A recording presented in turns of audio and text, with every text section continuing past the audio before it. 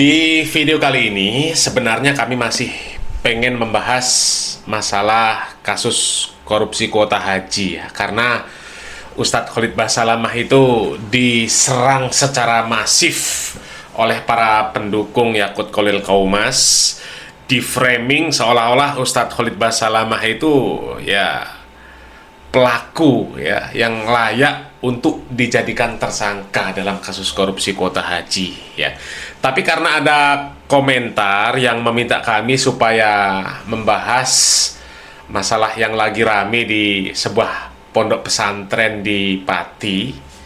Kan kita tahu ya, di Pati itu sekarang lagi viral ada pondok pesantrennya Walid ya, yang mengkikuk ya santriwatinya yang jumlahnya sampai 50 orang. Astagfirullahaladzim.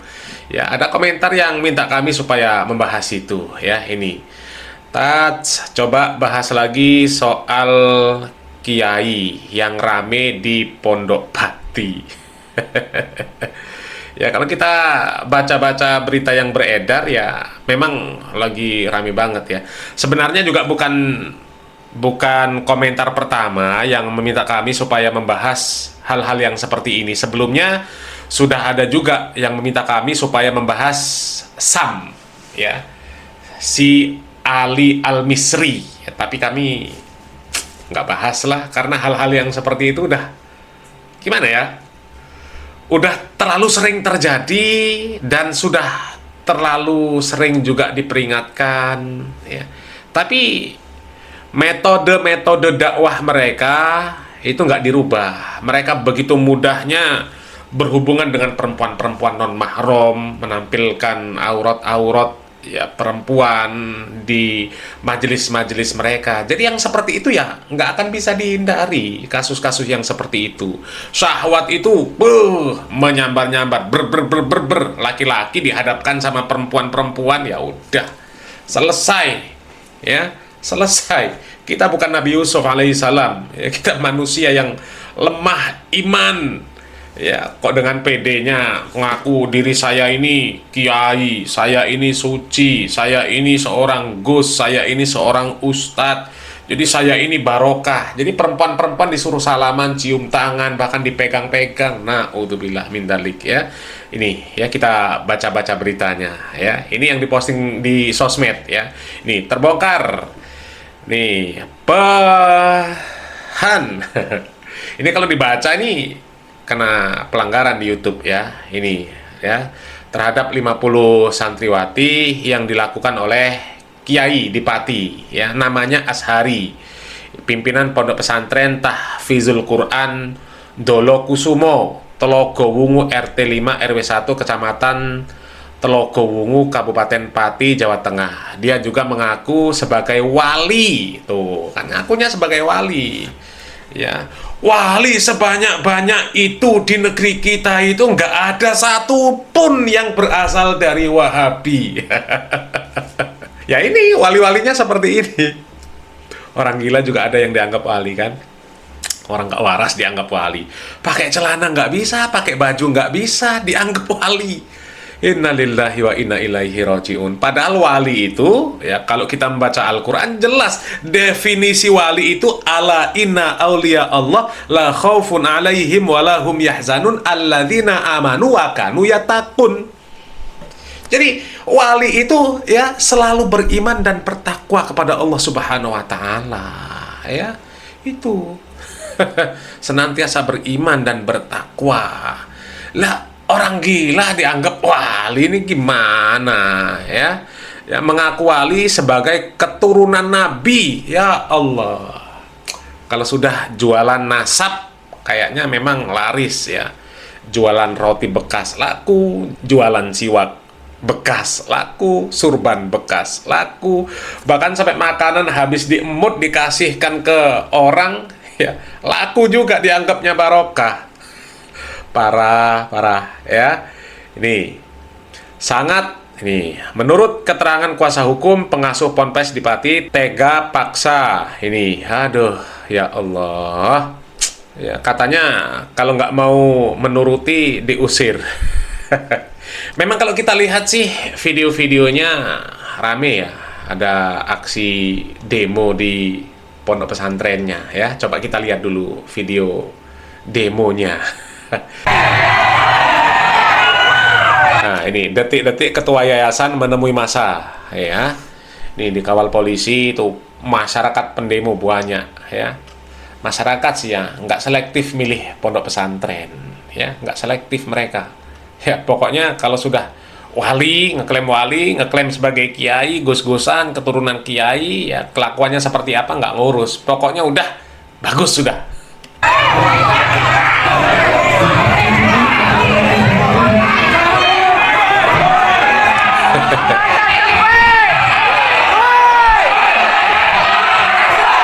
Teriak-teriak. Rame. Ada yang teriak. Ada yang teriak bajing. Tambaian.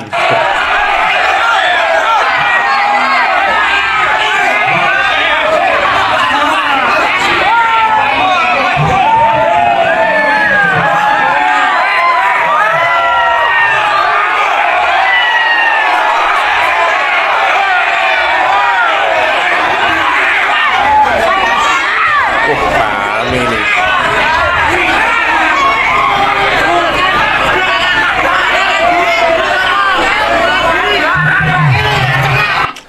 Rame banget ini ya. Rame pol ya yang demo. Kemudian ada lagi nih, ada video. Kayaknya sih jamaahnya Pak Kiainya ya. Coba kita lihat videonya. Nah, selama itu pernah lihat perilaku menyimpang nggak dari terhadap santri-santri perempuan? Ya itu tadi paling salaman. Istri saya juga begitu, kalau salaman dicium pipi kanan kiri, batuk, lambe juga. Wow, istrinya dia salaman ya, cipika-cipiki ya, kening. Ya, dipegang-pegang. Semuanya dirinya juga dicium. Ya.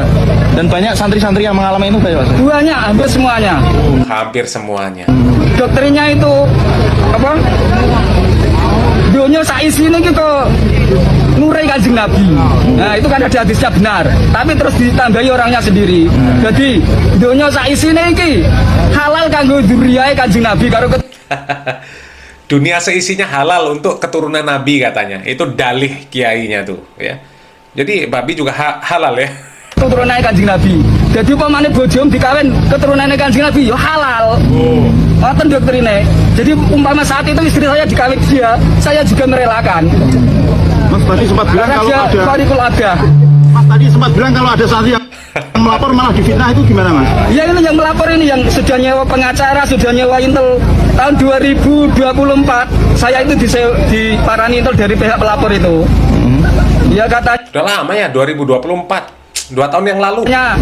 Berarti ini udah bertahun-tahun ini. Itu sudah divisum Bu Saskia, putrinya Pak Zakaria itu, Dr. Triate. Itu benar-benar sudah sudah divisum itu. Tapi kok terus nggak ada kelanjutannya, nggak tahu. Mas, mungkin yang perilaku menyimpang lainnya Mas, selain mencium mungkin yang kalau melakukan zina kan nggak ada yang lihat tambah.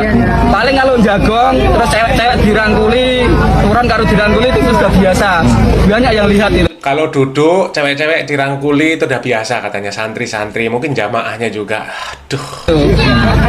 tapi didiamkan ya Pak ya? Didiamkan karena orangnya mengaku khorikul adah. Didiamkan. Ya, memang seperti itu, malah ada kok yang kelakuannya seperti itu pas pengajian dijaga, dikawal. Wali sing nulayani adat, wali sing nulayani adat mengaku begitu. Panjenengan dari mana Pak?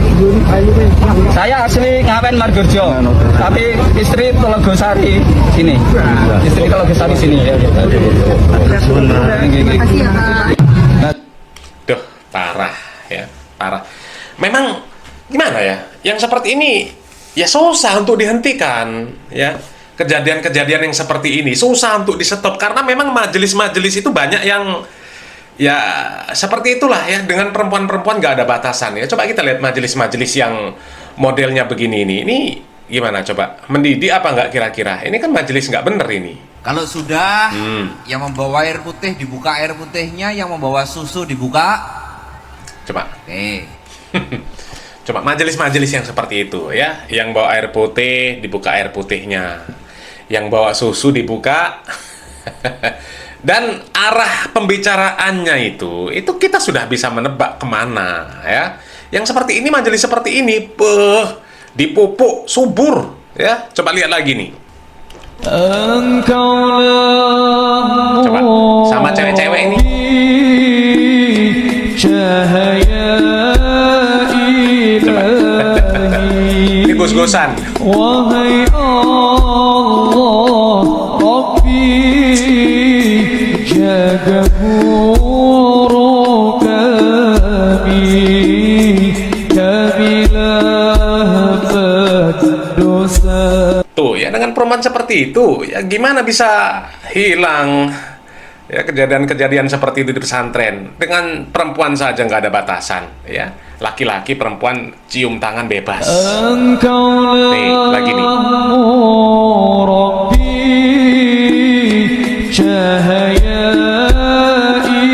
Mereka nganggap yang seperti ini kan barokah, cium tangan Gus, salaman sama Gus, barokah. Aduh ya, belum lagi nanti ya minta air celupan tangannya Gusnya ya. Biar apa? Biar barokah. Memang seperti itu, banyak itu dilakukan sama tokoh-tokoh agama mereka. Sama perempuan tuh bebas gitu loh. Coba lihat ini lagi nih. Dengarkan hadisnya, kata Nabi SAW, Ini ada suara dari Ustadz Khalid Basalamah, ada potongan video dari Ustadz Khalid Basalamah. "Tu'ananna ahadukum bimikhyatin min hadid khairun lahu min an tamassu yadu imra'atun la tahillu lah." Coba, perempuan di depan kiainya sampai begini-begini, salaman cium tangan. Itu kiai ngerti nggak sih bagaimana hukum laki-laki menyentuh perempuan yang tidak mahram ya? Itu dijelaskan sama Ustadz Khalid Basalamah kalau nggak ngerti. Hadis sahih.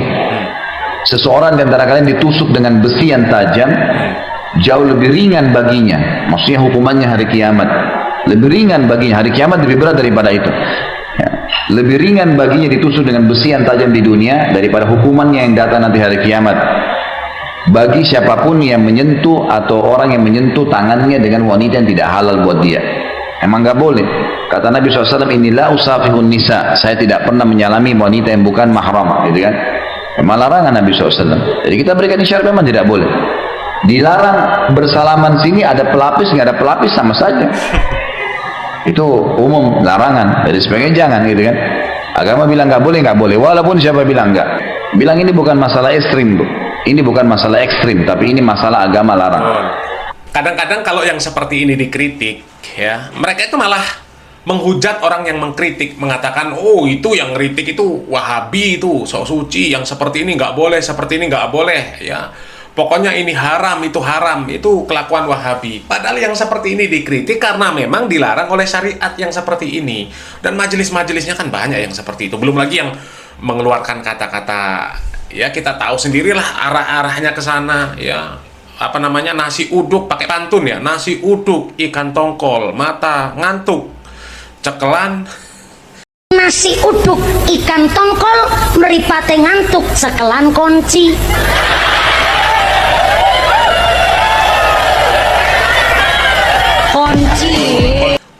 Kata dia, kunci. Astagfirullah. Itu kan sudah bisa ditebak arahnya itu kemana. Itu perempuan yang mengatakan seperti itu. Belum lagi penceramah laki-laki, banyak juga yang ketika ceramah ya bicara masalah-masalah yang seperti itu juga, mancing-mancing syahwat. Lo gimana nggak terjadi yang seperti itu? Mereka dengan perempuan itu udah kayak nggak ada batasan, bebas, laki-laki perempuan salaman, laki-laki perempuan campur baur. Belum lagi majelis-majelis jogetan, laki-laki perempuan campur baur. Bahkan ada pengajian yang ngundang biduan, pakaiannya juga seksi. Gimana mereka bisa terhindar dari fitnah wanita? Padahal Nabi Muhammad SAW itu kan sudah memperingatkan bagaimana besarnya fitnah wanita ya. Nabi Muhammad SAW itu ya, di dalam sebuah hadis yang sahih, beliau mengatakan bahwasanya dunia itu halwatun, dunia itu manis ya, kemudian dunia itu ya mempesona lah ya, dan Allah Subhanahu wa Ta'ala mengamanahkan dunia ini kepada kita, kepada kaum muslimin untuk dikelola dengan baik ya. Allah akan melihat bagaimana pengelolaan kita terhadap dunia yang manis ini, ya. Nggak semuanya yang manis-manis itu baik, nggak semua yang manis-manis itu boleh dimakan langsung dan sebagainya, ya. Ada kalanya yang seperti ini, beracun. Ini beracun ini. Ini fitnah wanita luar biasa. Ya, Nabi Muhammad SAW mengatakan fattaqud dunya wattaqun nisa. Ya, takutlah kalian terhadap fitnah dunia, takut kepada fitnah wanita. Ya, karena sesungguhnya fitnah yang menimpa Bani Israel, yang membinasakan Bani Israel pertama kali itu kanat fin nisa, ya. Fitnahnya itu wanita. Lah kalau mereka masih bermajelis dengan perempuan gak ada batasan, ya wassalam, ya. Kalau dikritik, yang mengkritik disebut Wahabi, ya. Makanya selektif ya, pilih pondok pesantren, jangan pilih pondok pesantren yang nggak jelas. Ya, maksudnya nggak jelas manhajnya, nggak jelas pemahamannya seperti apa. Ya, laki-laki perempuan diajak jogetan, pring ketupring tumpring, diajak jogetan, kumpul bareng dan sebagainya. Ya, hati-hati. Ya, mending pilih pesantren yang selama ini difitnah dengan fitnah macam-macam, tapi ketika kita cross check nggak ada sama sekali kejadian-kejadian seperti ini yang dilakukan oleh pondok-pondok pesantren yang difitnah itu. Ya, pondok pesantren Wahabi, coba satu sajalah. Ya, ada kasus-kasus yang seperti ini. Na'udzubillah min dzalik, ya. Untuk saat ini, sampai saat ini, detik ini nggak ada, ya. Dan mudah-mudahan Allah Subhanahu wa taala menjaga orang-orang yang memang benar-benar memperjuangkan agamanya. Meskipun difitnah Wahabi nggak masalah, ya. Mudah-mudahan bermanfaat.